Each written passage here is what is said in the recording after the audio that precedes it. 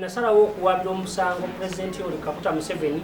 Ebibiina byonna ebyali bivuganya Pulezidenti Yoweri Kaguta Museveni byatusuubiza nti bigenda tuyambako okutuwa obujulizi n'okutuyambako okutuwa sapooti okulaba nga tuyimirizaawo omusango guno. Nagenza okukitegeera nti singa nga mu buzibu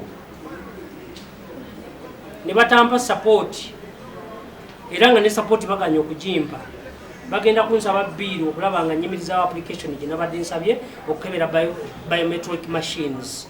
Nga biometric machines okuzikebera ku application gye nabadde nsabye ne balooya bange twetaagisa $1 million esukka mu $5 million eza America ate nva mu kibiina kya National Peasant Party. Nagenza okwetunulamu ne bannange nga sente ezo tetujja kusobola kuzifuna. Tubadde tukoze okuva omusango guno bwe bagufayiringa twalina okuteekamu ansa zaffe mu nnaku 3 zatuleka nga twasulanga kiro nga tutunula n'ekyo engeri y'emirimu gyaffe. Munaasaba okubaliyirira. Ngenda kuddayo neetegereza ensonga eyo ne bannange kubanga nze ndi Attorney General naye nina abantu benkola nabo, then bwe tunaamala okusalawo nga Attorney General tujja mu kuddamu kwaffe tujja kubeera nga tukola ki nga tukyogerako. Download the app on App Store or Google Play Store now. Vision Digital Experience, the future of media.